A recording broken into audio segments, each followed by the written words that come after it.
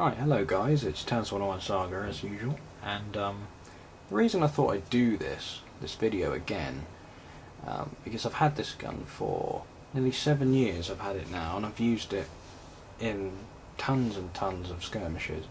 And the reason I thought I'd do another video on it is because I often get asked, with a number of my AEGs as well actually, is so and so still working? Because I bought most of mine years ago, and I've just used them and upgraded them ever since, rather than buying lots and lots of others. That's not really what I do. I tend to just get a good base piece and then I just do it up. I haven't really done that with this internally, although I plan to, as my AEGs have taken the lead with that. But I've done some external modifications to it, just appearance wise, which I can show you in this video, and I'm just going to talk about how it's held up and just sort of roughly go over it again. This is just a basic drop leg holster I bought for the Weekender. It's not a fancy one. Not really a fan of the popper system, and I'm going to get like a Safari Land style holster for this, just for the waist. But there she is. Now bear in mind, she is nearly 7 years old, so there's a tiny bit of wear and tear showing from the amount of uses. I did actually have 3 magazines for this, although I lost the other 2 on the Weekender this year. Now, it's not going to show on the camera, but the external things I actually did to the overall finish of this is, when you get it, it's very black, plasticky looking. Now, the reason mine doesn't look ultra black, plasticky looking compared to when it comes out of the box, if I could show you side by side, then I would, is I actually sprayed matte lacquer on this to get rid of the shine. Because obviously, if you look at you know, the real still sort of versions of this, they're not an ultra black. They tend to be more of like a, not parkerized, but like either a Cerakoted finish, or all these fancy different finishes they have these days, which give you like a dull sort of deep grey or light black sort of appearance. So I was trying to imitate that with sort of the standard SIG.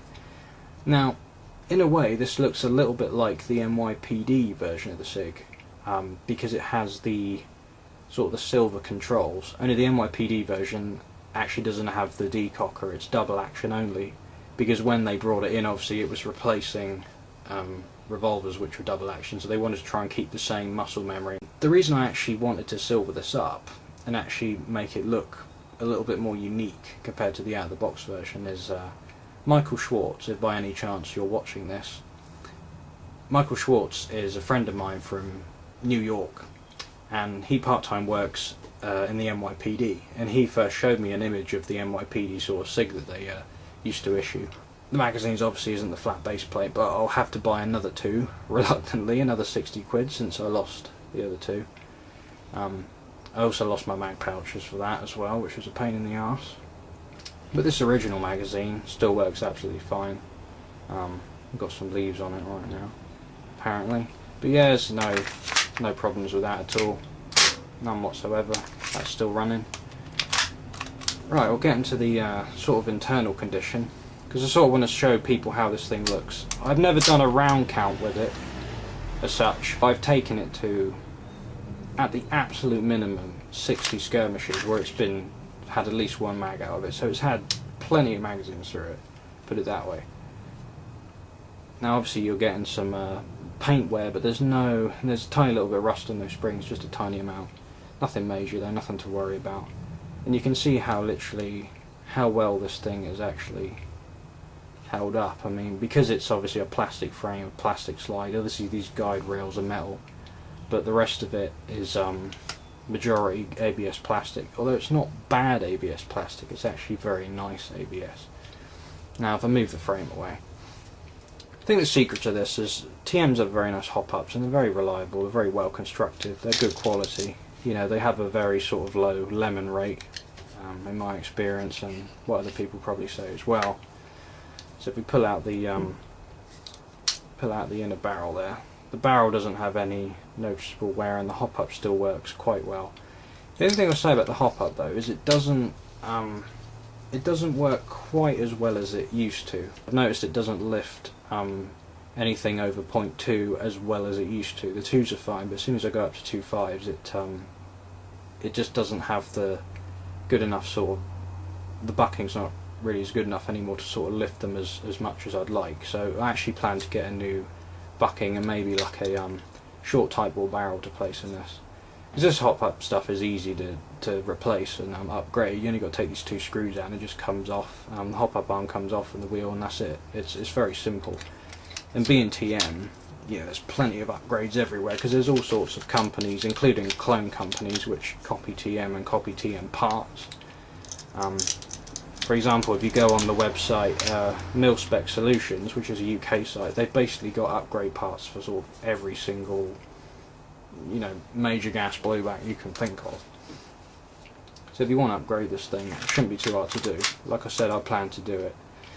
The only other problem I've actually had, which is not a problem with function, is this thing doesn't always like to shut. I got lucky that time, but sometimes I can move it all over the place and it won't sort of just budge.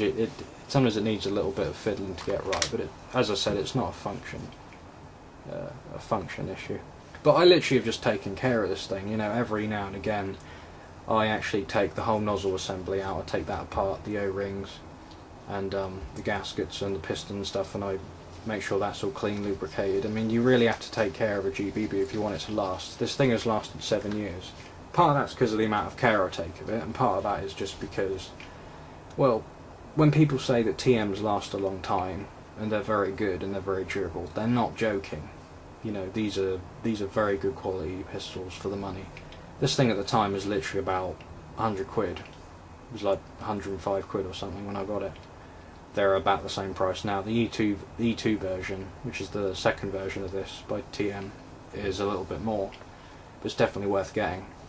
Just in case anybody asks, because I asked this question myself, are the mags from both versions compatible with both? Yes, they are, because the E2 magazines will work in this and vice versa.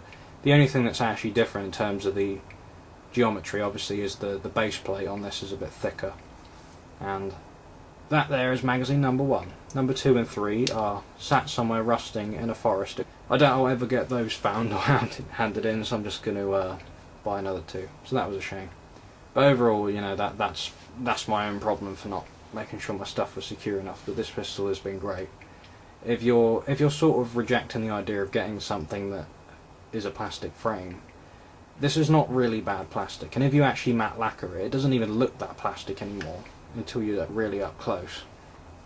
But this is it's definitely worth getting. You really can't go wrong with the TM because they're plastic as well. They'll work in sort of lower temperatures with better reliability and better performance, and the mags won't drain the gas so quickly.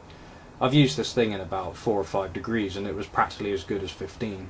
I kid you not. It doesn't really have any problems if you maintain it and use the right gas. So that's my review of the SIG. I can't really say anything bad about it. Just nothing, no functional bad things about it, and obviously I'm not being paid to say anything. That's just the honest truth. So I'm going to redo my AK one at some point as well, because I put a lot of upgrades into that, and there's a lot of things to discuss in terms of that.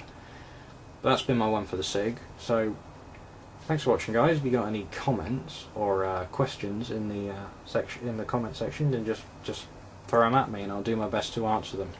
Alright, thanks for watching.